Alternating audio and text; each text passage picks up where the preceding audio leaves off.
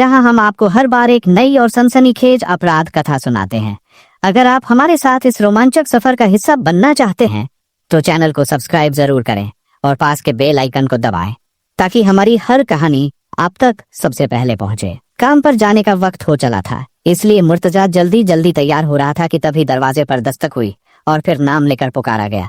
मुर्तजा आवाज अनजानी थी। कौन आ सकता है, सोचते हुए मुर्तजा दरवाजे पर पहुंच गया। सामने शकील खड़ा था, इलाके का दबंग युवक। पूरे मदार टेकरी मोहल्ले में उसकी तूती बोलती थी। शकील से टकराना तो दूर की बात, क्या मजाल की कोई उसकी बात भी काट दे। मुर्तजा के मन में खटका हुआ, सुबह सुबह यह शैतान कहाँ से आ गया, खुदा खैर करे। मन के भावों को मन में दबाकर मुर्तजा ने उसे सलाम किया, फिर शिष्टता के नाते चेहरे पर मुस्कान सजाकर बोला, शकील भाई सुबह सुबह कैसे तकलीफ की। आजकल किसके पास वक्त है जो बेवजह किसी के पास जाए। शकील के लहजे में संजीदगी थी। मुझे तुमसे जरूरी बात करनी है, इसलिए आया हूँ। जरूरी बात? मुर्तजा की पेशानी पर बल पड़े। बताएं मुझसे कौन सी खता हो गई। रास्ते में खड़ा होकर बताऊं क्या? शकील ने पैनी नजर से उसे देखा। घर में आने को नहीं कहोगे? मुर्तजा बेदिली से बोला। ओ हाँ, आप एक मिनट ठहरे, मैं घर में पर्दा करा दूं। पर्दा कैरों से कराया जाता है? मैं तो घर वाला हूँ, मुझसे क्या पर्दा। कहते हुए एक तरह से शकील जबरदस्ती घर में आकर बैठ गया। उसने चारों तरफ नजरें दौड़ाई, फिर मुस्कुरा कर बोला, कमरा मामूली है, सजावट के साजो सामान कम है, लेकिन हर कोना तुम्हारी बेगम की नफासत और सलीकामंदी की गवाही दे रहा है। सादगी से भरी हुई यह बेहतरीन सजावट तुम्हारी बीवी ने ही की है ना? शकील के मुंह से बीवी की तारीफ मुर्तजा को अच्छी नहीं लगी। नागवारी से वह बोला, शकील भाई मुझे ड्यूटी पर जाने की जल्दी है, इसलिए मुनासिब यही होगा कि आप तशरीफ लाने की वजह बयान करें। मैं पर्दादारी से बात करने आया था, लेकिन तुम खुल्लम खुल्ला बात करना चाहते हो तो यही सही। इत्मीनान से टांगे पसारते हुए शकील ने प्रश्न किया, ये बताओ पिछले 5-7 दिन से तुम मियाँ बीवी रोज रात को झगड़ा क्यों करते हो? सवाल सुनकर मुर्तजा को गुस्सा आया, किंतु क्रोध का प्रदर्शन करने की क्षमता उसमें नहीं थी, अतः वह मन में ही गुस्सा दबाकर बोला, झगड़ा किस जोड़े में नहीं होता, फिर यह हमारा आपसी मामला है। बाहर का कोई शख्स हमारे घरेलू मसले में दखल ये मुझे पसंद नहीं। अभी तो मैंने कहा कि मैं गैर नहीं घर वाला हूँ, इसके बावजूद तुम मुझे बाहर वाला कह रहे हो। मुस्कुराने के बाद शकील संजीदा हो गया। खैर अपना मानो या न मानो, तुम्हारी मर्जी। तुम्हारी बात के जवाब में मेरा यह कहना है कि मियाँ बीवी का झगड़ा जब सड़क पर सुनाई दे तो वह आपसी या घरेलू बात नहीं रह जाती, मोहल्ले वालों को दखल देने का पूरा पूरा हक बन जाता है। मुर्तजा शकील के मुंह नहीं लगना चाहता था, इसलिए उसने मसला खत्म करने की गर्ज से कहा, माफ करना शकील भाई, गलती हो गई। आइंदा हम ध्यान रखेंगे कि झगड़ा हो तो आवाज बाहर न जाए। मसला आवाज बाहर सुनाई देने का नहीं, झगड़े का है। शकील ने बाल की खाल निकाली। तुम दोनों में झगड़ा हुई क्यों? नहीं होना चाहिए। शकील भाई हर मियाँ बीवी में झगड़ा होता है, हम में भी हो जाता है तो क्या करें? दूसरों की छोड़ो, अपनी बात करो। शकील के अधरों पर कुटिल मुस्कान उभरी। मैं चाहता हूँ कि तुम दोनों में झगड़ा न हो। झगड़े की जड़ ही मिटा दो तो सुकून ही सुकून होगा, घर के अंदर भी घर के बाहर भी। ठीक है शकील भाई, मैं कोशिश करूंगा। इस मसले पर मैं तुम्हारी पूरी मदद करने को तैयार हूँ, सिर्फ तुम मुझे झगड़े की वजह बता दो। झगड़े अलग अलग मसलों पर होते हैं, कोई एक वजह तो है नहीं कि आपको बता दो। शर्माओ मत यार, बता दो। दोस्ताना अंदाज में शकील ने उसके कंधे पर हाथ मारा। मुझे सब मालूम है। क्या मालूम है आपको? मुर्तजा ने चौंक कर पूछा। ये कि तुम्हारी बेगम नूरजहां शौकीन तबीयत की है और तुम बार बार उससे मुकाबला हार जाते हो। मुर्तजा शर्म से पानी पानी हो गया। शकील की मुस्कुराहट गहरी हो गई। आजकल मर्दों में यह आम बीमारी है, लेकिन तुम फिक्र मत करो, तुम्हें करकदार बनाने के लिए मैं हूं ना। उसने जेब में हाथ डालकर एक शीशी निकाली। भोपाल वाले हकीम साहब से यह तिला मैं खास तौर पर तुम्हारे लिए लेकर आया हूँ। सोने से 1 घंटा पहले थोड़ा सा हथेली पर लेकर मालिश कर लिया करो, फिर देखो इस शाही तिला का कमाल। मारो पत्थर पे बोले टनाटन। शकील की बातें बर्दाश्त से बाहर होती जा रही थी।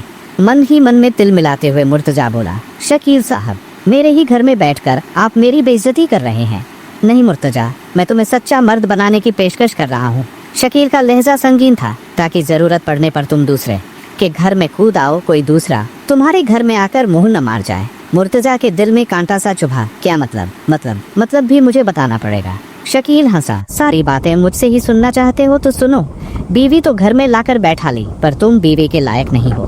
तुम्हारी बात पर मैं क्या तवज्जो दूं? शकील ने खिल्ली उड़ाई। दरवाजे की ओट में खड़ी नूरजहां हमारी बातें सुन रही है, उसे मेरे सामने बुलाओ। नूरजहां ने तुम्हें 100 में से 70 नंबर भी दे दिए तो मैं तुम्हें सच्चा मर्द मान लूंगा। अपमान की अधिकता से मुर्तजा पथरा सा गया। शौहर को सन्नाटे में देखकर नूरजहां खुद ही दरवाजे की ओट से निकल आई। आप 70 की बातें करते हैं, मैं इन्हें तो 100 में से 100 नंबर देती हूँ। शकील की निगाहें नूरजहां के चेहरे पर गड़ गईं। तुम्हारे हुस्न की तारीफ सुनी थी, तुम मुझसे कहीं ज्यादा हसीन हो। जैसा नाम वैसा रूप, तुम वाकई नूरजहां हो। फिर वह मुस्कुराया, लेकिन तुम अव्वल दर्जे की खूबसूरत होने के साथ अव्वल दर्जे की झूठी हो। मुर्तजा को देने के लिए अगर तुम्हारे पास नंबर होते तो जहीर को तुमने अपना यार न बना लिया होता।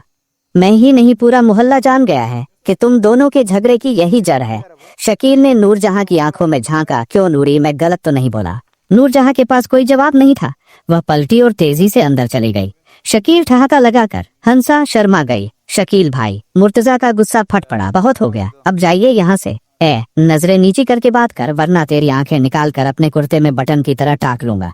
शकील गुर्राया, यह शरीफों का मोहल्ला है, यह बदचलनी नहीं चलेगी। मेरा लाया शाही तिला नहीं चाहिए तो खुद किसी हकीम के पास जाकर अपना इलाज करा। तो खुद कमर से कमजोर है, इसलिए नूरजहां से झगड़ा और मारपीट करने का तुझे हक नहीं बनता। मैं खुद बीच बीच में आकर नूरजहां से पूछता रहूंगा। अगर तूने उसे मारा पीटा तो मैं भी तुझे मार पीट कर मोहल्ले से निकाल दूंगा। चाहता हूँ, अल्लाह हाफिज। मुर्तजा को खा जाने वाली निगाहों से घूरता हुआ वह चला गया। शकील के जाने के बाद नूरजहां कमरे में आई। इस बदमाश का साया हमारे घर पर कैसे पड़ गया? तेरी करनी की वजह से, मुर्तजा बेफर कर बोला। अगर मुझे मालूम होता कि तेरे जिस्म में इतनी आग है तो मैं गलती से भी कभी तेरा हाथ नहीं थामता। न नवाब से तेरा दिल भरा, न मुझसे तसल्ली हुई।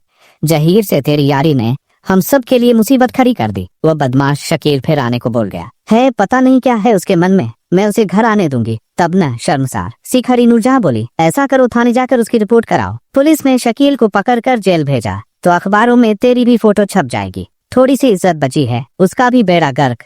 शकील से रंजिश होगी सो अलग। बदहवासी में नूरजहां उंगलियां चटखाने लगी। तो उससे बचने के लिए हम क्या करें? बचाव का एक ही रास्ता है, शकील को मुंह ही मत लगाओ। 1 मिनट सोचकर मुर्तजा बोला, बाहर वह मुझे दिखेगा तो मैं रास्ता बदल कर निकल जाऊंगा। मेरी गैर मौजूदगी में वह आए तो तुम दरवाजा मत खोलना, मैं थूकूं भी न उस पर। नूरजहां ने मुंह बिचकाया, तुम अपना मूड खराब मत करो, ऑफिस जाओ। वह मवाली दोबारा आया तो उससे निपटने के लिए मैं अकेली काफी हूँ। मुर्तजा ऑफिस चला गया। इस वाक़े को कई दिन बीत गए। शकील ने मुर्तजा को न बाहर रोका न उसकी गैर मौजूदगी में घर आया। बीच बीच में वह नूरजहां से पूछता रहता था कि शकील तो नहीं आया, लेकिन हर बार उसका जवाब इनकार में होता था। एक शाम मुर्तजा ड्यूटी से वापस आया तो दरवाजे पर ताला लगा पाया। उलझन में पड़कर वह सोचने लगा कि चारों बच्चों को लेकर नूरजहां इस वक्त कहाँ जा सकती है। तभी पड़ोसन आकर उससे बोली, मुर्तजा भाई, यह लो घर की चाबी। चाबी मुट्ठी में दबाकर मुर्तजा ने पूछा, नूरजहां कहाँ गई? वह अपने कपड़े लत्ते और बच्चों को साथ लेकर शकील के साथ रहने चली गई। मुर्तजा को ऐसा लगा जैसे पड़ोसन ने उसके सिर पर बम फोड़ दिया हो। बार बार शकील के मुंह पर थूकने की बात करने वाली नूरजहां उसका मुंह चूमने चली गई थी। मुर्तजा की आंखों के आगे अंधेरा सा छा गया। बीवियां क्या ऐसी ही बेवफा होती है? मध्य प्रदेश के जिले जबलपुर के नालबंद मोहल्ले में रहने वाले बाबू खां और हसीना की बड़ी बेटी थी। नूरजहां उससे छोटी थी, सरवरी। दोनों बहनें गजब की खूबसूरत थीं। बाबू खां स्थानीय आरा मशीन पर नौकरी करते थे। आमदनी कम थी, खर्च अधिक। अल्लाह अल्लाह करके परिवार की रोटी चलती थी। ऐसी सूरत में वह अपनी बेटियों को काम चलाऊ ही पढ़ा लिखा सके। समय ने पांव पसारे, नूरजहां और सरवरी जवान हो गई। बेटियों के हाथ पीले कर पाते उससे पहले ही खुदा के घर से बाबू खां का बुलावा आ गया।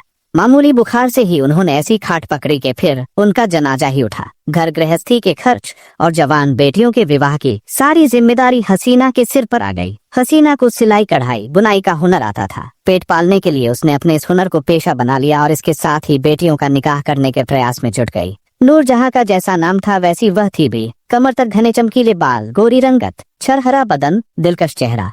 घरेलू काम काज में माहिर हसीना को उम्मीद थी कि किसी बड़े घर से उसकी बेटी का रिश्ता आएगा जहां वह राज करेगी।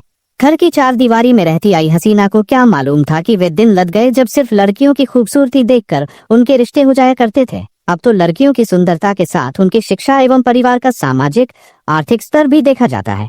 वर्तमान परिस्थितियों से हसीना की उम्मीदें टूटी। तब उसने अपने जैसे स्तर के वर की तलाश की। हसीना की यह तलाश नवाब खां पर पहुंचकर खत्म हो गई। नालबंद मोहल्ले में ही रहने वाला नवाब खां हसीना की पुरानी रिश्तेदारी में था। छिटपुट रोजगार और मेहनत मशक्कत करके गुजारे लायक पैसा कमा लेता था। हसीना की जैसी हैसियत थी उसी के अनुरूप आनन फानन में उसने नूरजहां का निकाह नवाब से कर दिया। शादी के बाद के शुरुआती दिन हंसी खुशी में बीते। नवाब नूरजहां की हर सुख सुविधा का ख्याल रखता, उसे अच्छा खिलाता पहनाता और खूब घुमाता फिराता। कालांतर में जो परिवार वरहा नूरजहां की खुशहाली पर ग्रहण लग गया। हर साल एक कैलेंडर छपा और 5 साल में नूरजहां 4 बच्चों की मां बन गई। एक पुत्र शेर खां, 3 पुत्रियां शमा, रेशमा और हुस्ना। कमाने वाले 6। परिवार बढ़ा था कमाई जस की तस। घर चला पाना नूरजहां के लिए मुश्किल हो गया। आज चावल है तो दाल नहीं, कल आटा है तो रोटी सेंकने को ईंधन नहीं। दूध और किराना वाले का रोज का तकादा अलग से। अपनी तंगहाली और बच्चों की मुफलिसी की सारी झुंझलाहट नूरजहां शौहर पर उतारती थी। कमाकर नहीं खिला सकते थे तो शादी क्यों की, शादी कर ली थी तो बच्चों की फौज क्यों बनाई। जैसे भी हो सबका पेट भरो, सबकी जरूरतें पूरी करो।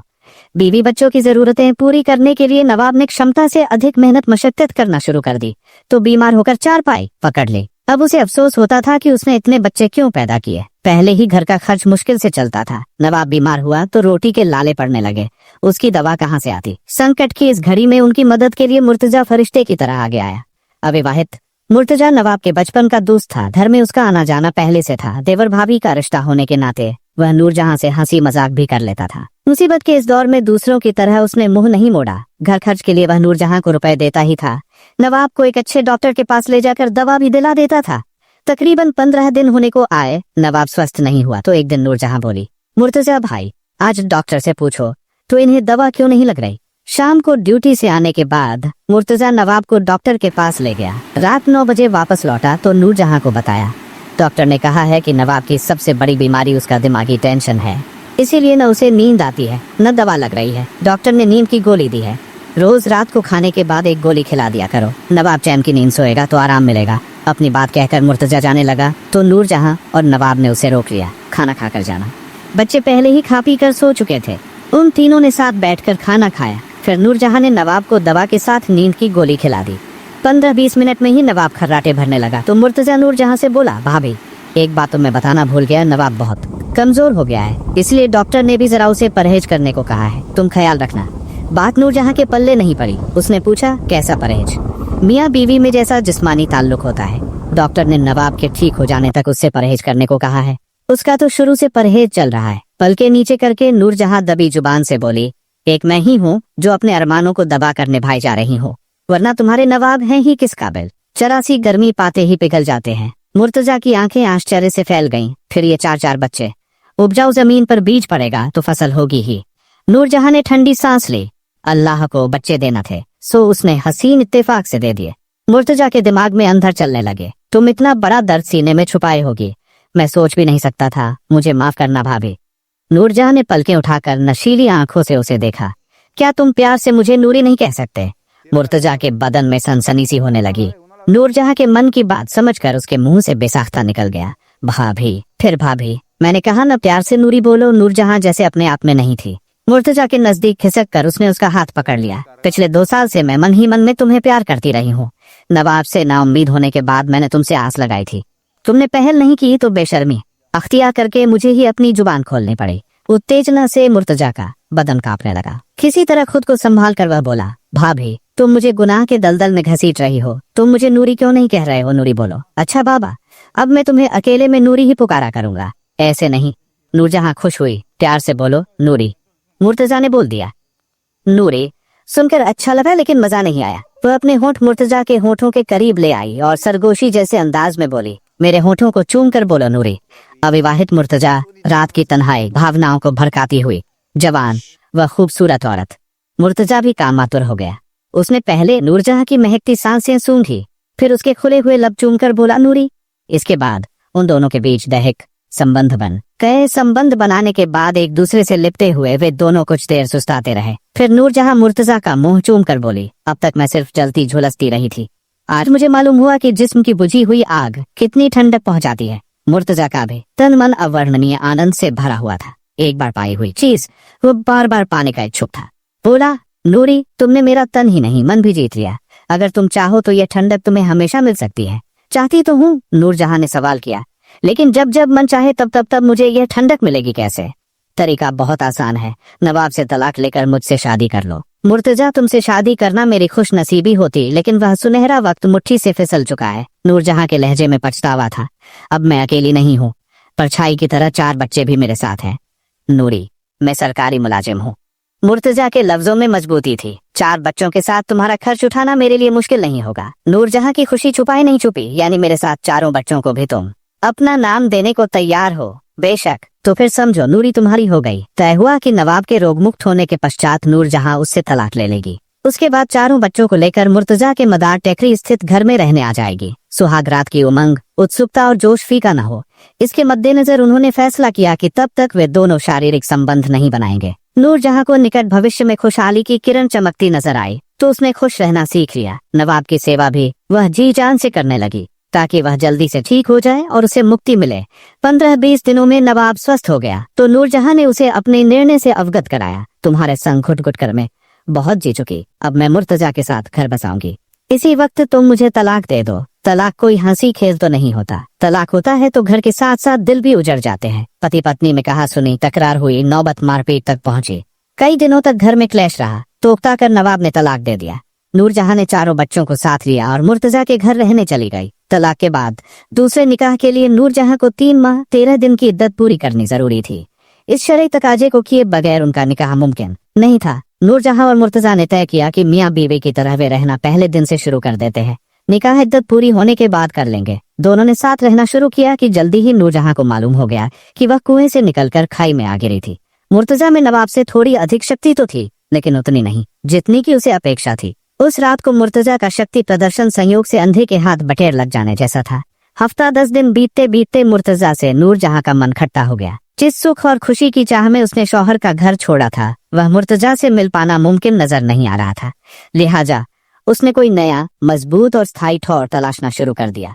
मुर्तजा अकेला रहता था, तब उसके घर में दोस्तों का जमघट लगा रहता था। नूरजहां के आने से घर भर गया, तब भी दोस्तों का आना जाना बना रहा।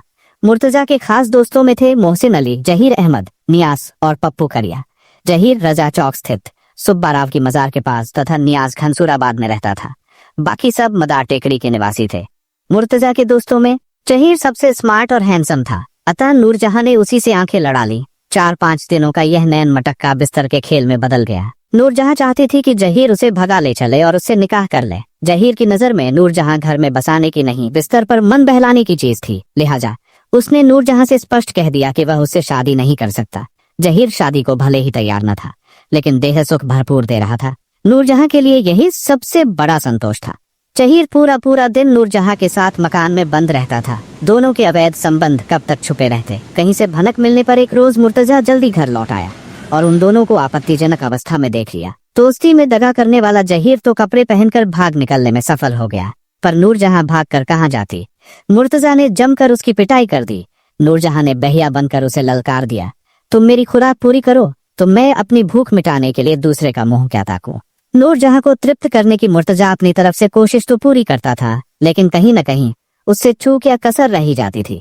अतृप्त नूरजहां मुर्तजा को जली कटी सुनाती तो वह उससे झगड़ने लगता। जो झगड़ा बढ़ता त्यों त्यों आवाजें बुलंद होती जाती। रात के सन्नाटे में गूंजने वाले दोनों के डॉयलाग घर के बाहर साफ सुने जा सकते थे। फलस्वरूप चंद दिनों में मोहल्ले में सबको मालूम हो गया कि मुर्तजा यौनाशक्त है। जिस औरत को उसने घर में रखा हुआ है उसका काम जहीर से चलता है। मोहल्ले के दबंग युवक शकील के कानों में ये बातें पड़ी तो वह बहती गंगा में हाथ धोने के फेर में पड़ गया। मुर्तजा की अनुपस्थिति में वह उसके घर जाकर नूरजहां को सब्ज बात दिखाने और शीशे में उतारने की कोशिश में जुट गया। मुर्तजा नूरजहां की कसौटी पर खरा नहीं उतरा था तो जहीर उसे बीवी बनाकर रखने को राजी नहीं था। लिहाजा नूरजहां ने शकील का हाथ थामने का निश्चय कर लिया। शकील भी उससे निकाह करने और जीवन भर बच्चों सहित उसका बोझ उठाने को तैयार था। नूरजहां को ऐसे ही सख्त जान साथी की चाह थी। एक दोपहर को उसने दरवाजे पर ताला लगाया और बच्चों समेत शकील के घर रहने चली गई। शकील के घर पहुंचकर नूरजहां ने जाना कि उसका यह नया फैसला सबसे बुरा और गलत था। खुद को कुंवारा बताने वाले शकील की पहले से ही शहजादी और बेबी नामक 2 बीवियां थीं। नूरजहां के अरमानों पर ओस पड़ गई। उसने शकील को उलाहना दिया तो वह बोला, मैंने 2 शादियां पहले से कर रखी हैं, तो क्या हुआ, तीसरा निकाह तुमसे कर लूंगा। जिस तरह शहजादी और बेबी आपस में प्रेम से रहती है, उसी तरह तुम भी इन दोनों के साथ रहना। शकील के व्यवहार में प्रेम का पुट नहीं, तानाशाह अंदाज और वासना का बवंडर था। नूरजहां समझ गई कि शकील के साथ न उसका भविष्य सुरक्षित है न बच्चों का। जैसे तैसे चंद दिन उसने शकील के साथ गुजारे। उसके बाद मुर्तजा के पास लौट आई। मुर्तजा नूरजहां को दिल से चाहता था। उसने उसकी गलती माफ करके पुनः अपने घर में रख लिया। शकील को यह बात पता चली तो वह तिल मिलाता हुआ नूरजहां को वापस ले जाने आ गया। संयोग से मुर्तजा उस समय अपने घर में न था। नूरजहां ने शकील के साथ जाने से इनकार किया तो वह धमकी देकर चला गया, अगर आज रात तू वापस नहीं आई तो कल सुबह मैं मुर्तजा को कत्ल कर दूंगा। थोड़ी देर बाद मुर्तजा वापस आया तो खौफजदा नूरजहां ने उसे सारी बात बताई। क्रोध से मुर्तजा की मुट्ठियां भिंच गईं। मर गए मारने वाले, उस दिन शकील से डरकर मैंने गलती की। डरने के बजाय अगर मैंने मुंह तोड़ जवाब दिया होता तो आज ये दिन न देखना पड़ता। मैं देख लूंगा कितना जोर है उसके बाजुओं में। मुर्तजा की आवाज में मौत सी ठंडक थी। नूरजहां खौफ से सिहर कर रह गई। 5 अगस्त 2008 को शाम 7 बजे रफीक नामक युवक ने थाना गोहलपुर पहुंचकर बताया, मैं अपने दोस्त शकील के साथ होटल पर बैठा चाय पी रहा था कि मुर्तजा व जहीर अपने साथियों के साथ वहां आए और शकील को चाकू से गोद गोद कर मार डाला। अपराध क्रमांक 238/2008 पर धारा 302 IPC के अंतर्गत प्रकरण पंजीकृत करने के बाद थाना प्रभारी DL तिवारी आवश्यक पुलिस फोर्स के साथ मौके पर जा पहुंचे। लाश पोस्टमार्टम के लिए भेजने के बाद तिवारी ने अभियुक्तों की तलाश में दबिश दी तो मुर्तजा और जहीर के साथ उसका दोस्त नजीर भी गिरफ्त में आ गया। पूछताछ करने पर पता चला कि घटना में वह भी शरीक था। चूंकि दुश्मन का दुश्मन दोस्त होता है, इसलिए मुर्तजा और जहीर ने आपस में हाथ मिला लिया था। थाने में जुर्म स्वीकार करते हुए मुर्तजा बोला, शकील मुझे मारता, उससे पहले मैंने ही उसकी जान ले ली। इस पूरी घटना में सबसे बुरी हालत नूरजहां की हुई। वह न घर की रह गई न घाट की रह गई। दोस्तों, कहानी पसंद आई हो तो वीडियो को लाइक करके कमेंट कर दें और चैनल को भी सब्सक्राइब कर लें। धन्यवाद।